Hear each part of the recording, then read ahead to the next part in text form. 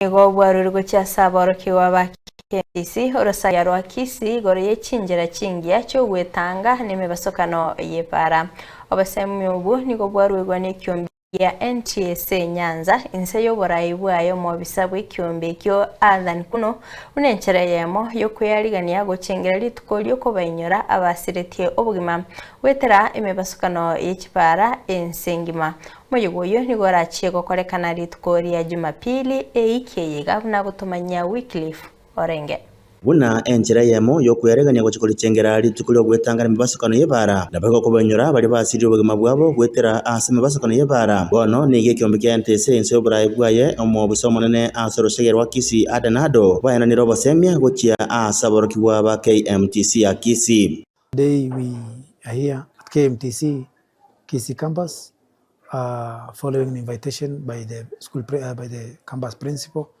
just to have an interaction on the matters of road safety with the students, because everybody is a road user and this information we need all of us so that we can reduce these injuries and fatalities as a result of road crashes, because statistics shows us by NTSA the year 2024 we have already lost 4,748 Kenyans on our roads courtesy of road crashes, and road safety is a shared responsibility.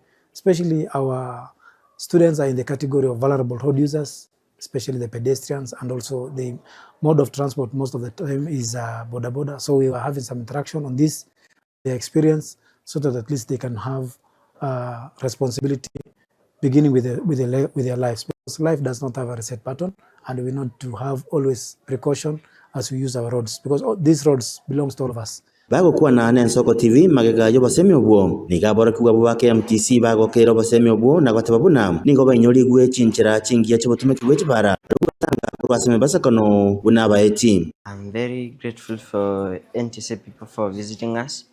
Today I've learned to observe road safety. I used to wear earphones, but now I've learned that I'll be very careful to prevent accidents in future. For now, I've learned how to consider left and right before crossing the road. Drivers, like, you should not take alcohol while driving, because it might cause accident.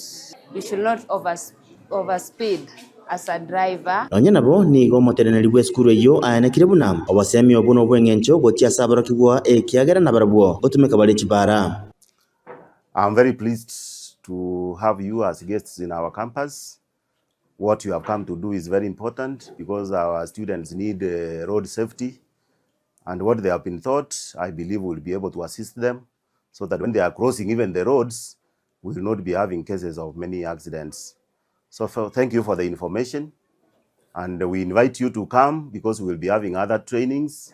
We'll be training other people, even borders, on the issues of road safety and aid. Adan niga singerera buna ekyombe kya NTSA gecheko gandira okoro bonyabi asachipara rokwene kebuna chigale chiria chitaikerane tie birango byo kobera para echiri gotoka para naboigo abagende bechigale gutanga kurwa sobotindu. We always have a shared responsibility with other government agencies. For instance, the enforcement of the law is a reserve for the National Police Service. We always plan these joint operations just to ensure that we crack on these unauthorized or non-roadworthy vehicles on our roads. Nevertheless, we also talk through the sensitizations that we have spoken, and also this is an agenda of the government. But nevertheless, it is your personal responsibility to ensure that we always take these vehicles too, because the information is already out there, private and the citizens, and also the MDAs, to ensure that we pool our resources, to ensure we make sure that we use vehicles that are fit for purpose. Yinko reporter ya Nensoko TV kurwagaiga asamaga cha KMTC orosaya rwa Kisi county ya Kisi Reteriane Wycliffe Orenge.